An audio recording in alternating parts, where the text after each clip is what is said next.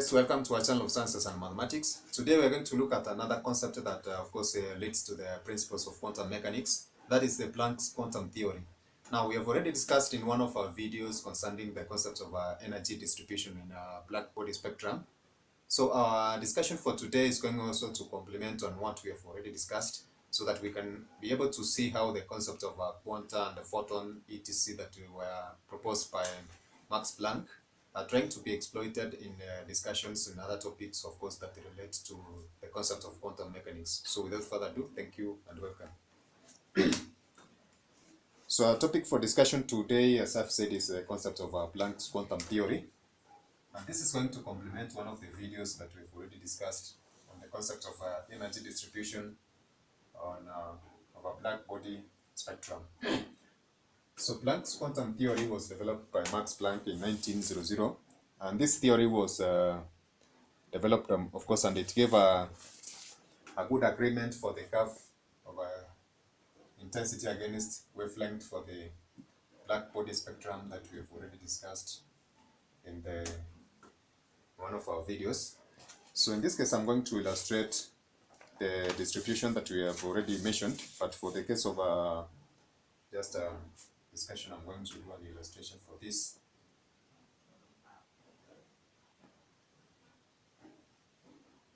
And this is a wavelength against intensity.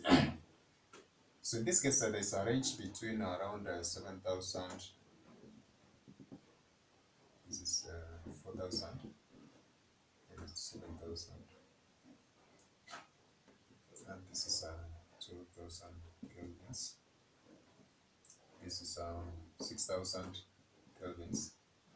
And this is 3,000 kelvins. So in this case, we see that the intensity increases with temperature, which it basically refers to the level of emission of that specific black body, which increase in temperature. Now, basically, this is the behavior of the curves as we increase the temperature. And we said that in the attempt to try and figure out how the behavior of this black body was happening, some scientists tried to perform an experiment, and there was a relationship that was given in trying to figure out how we can be able to describe this black body radiation. And this is the formula of intensity, which is proportional to the inverse of lambda to power 4. So in this case, this formula basically, when a plot of intensity against the wavelength was given, it was found that this formula only agreed with the intensities at longer wavelength, but it basically failed to give the characteristic behavior that we're trying to see from basically this experimental data. It's a plot of experimental data that was corrected against a prediction. So this classical prediction failed to explain the behavior of a wavelength shorter. This intensity is a shorter wavelength. Now Max Planck came up with a theory that was able to explain how this intensity against wavelength was behaving for this black body radiation. So therefore, he argued that molecules of a body cannot have arbitrary energies, but instead are quantized, which of course means that they have discrete values. Now he gave a formula for the magnitude of these energies, which he referred to as quantized, using this specific formula. So therefore, Max Planck's proposal or explanation for this kind of an experiment. First, he argued that the energies, the molecules of a body cannot have arbitrary energies. So he said that the energies of these molecules cannot be arbitrary, so therefore they come in discrete units,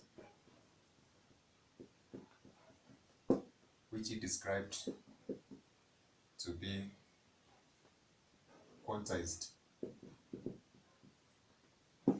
So therefore, in Max Planck's argument, he said that the magnitude of the energies of these particular molecules can be given as energy is equals NHV, whereby n is an integer that is 0, 1, 2, 3, can be of these numbers. And then h represents Planck's constant,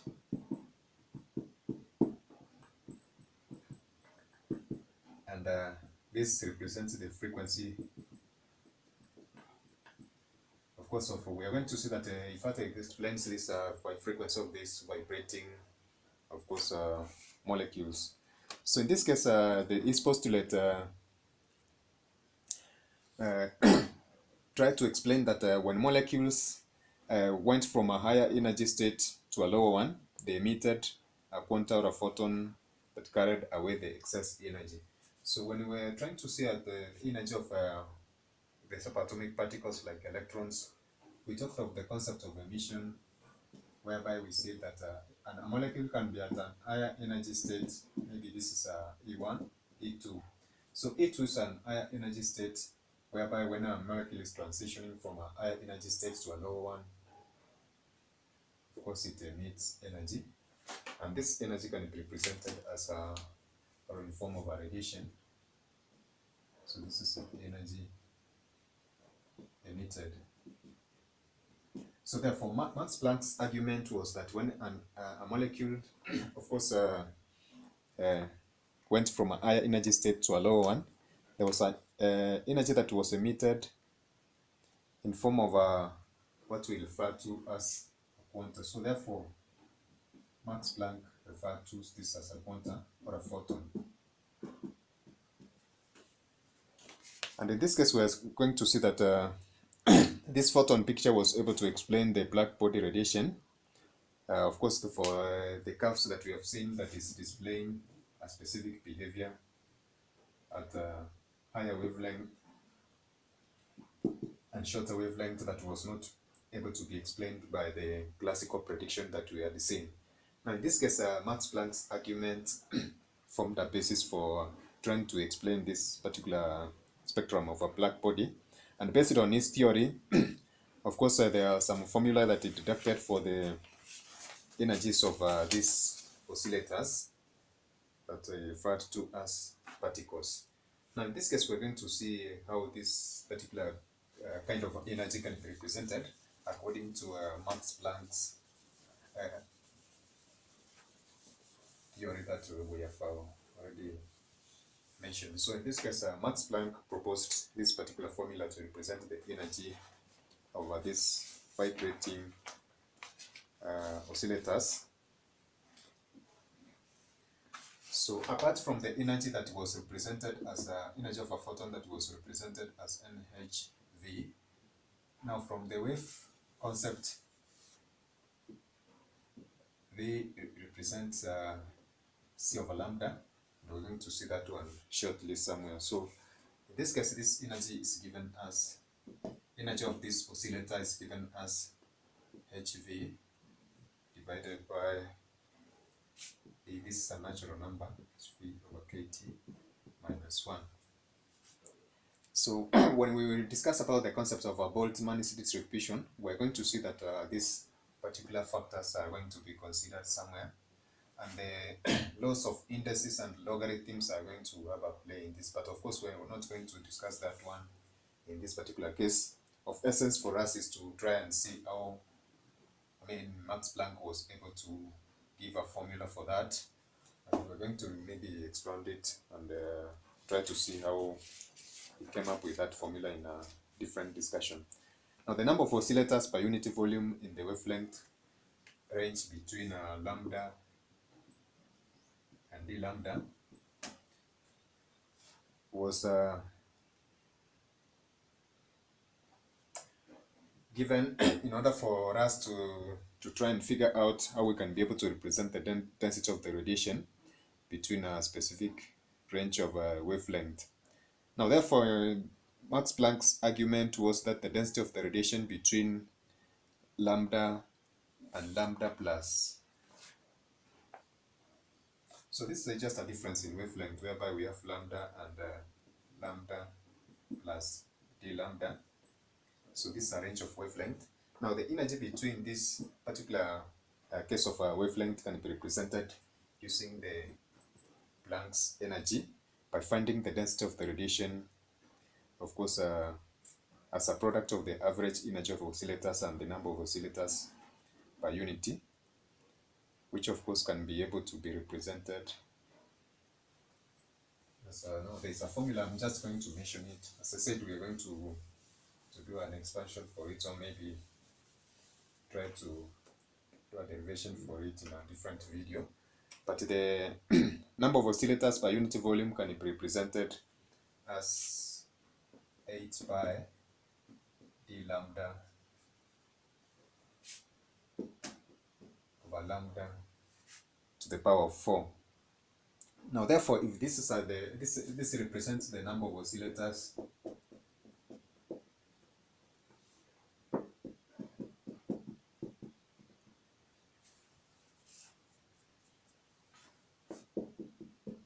per unit volume in the wavelength range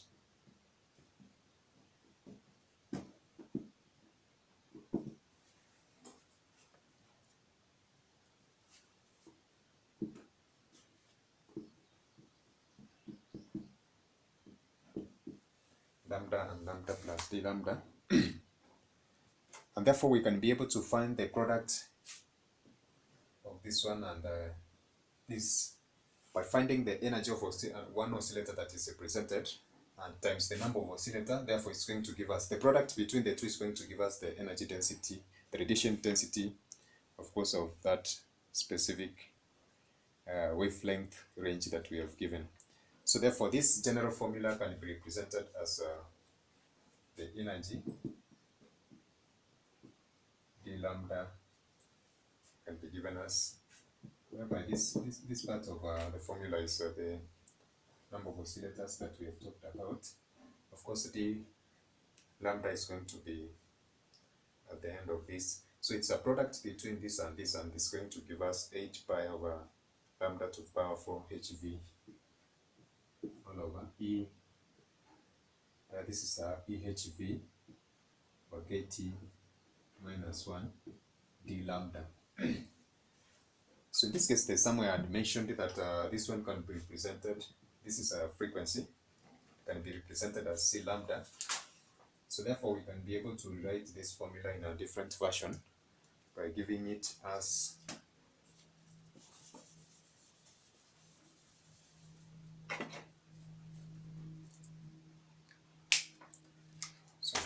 a different. So we can write this formula by giving it given frequency is c over lambda. Therefore, we can be able to write that formula as 8 pi over lambda power 5 hc. We have done a substitution for frequency. So e hv over kt minus 1, and then d lambda. So basically the energy that we are trying to imply here is the emission energy per second per unit area in the wavelength interval that we have already given. So therefore this formula can generally be represented for this energy as E lambda equals 8 hc over lambda to the power of 5 1 all over E hv over kt minus 1. So this basically is a general representation of the Planck's radiation formula.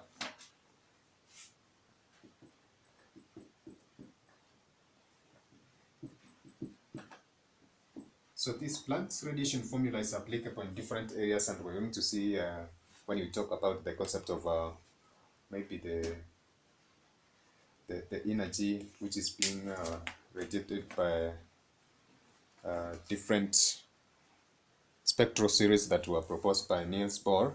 And we're going to see that the explanation for this particular kind of energies being used in the photoelectric effect by Einstein, the Compton effect, and the experimental observation of the black body radiation that we have already discussed in one of our videos. So basically the Planck's radiation formula It's going to form a fundamental basis for the development of quantum mechanics, as we said. And this, among the Planck's quantum theory, lays a basis for that. And of course, we have introduced the concept of a quanta as we were trying to discuss this particular theory in this case.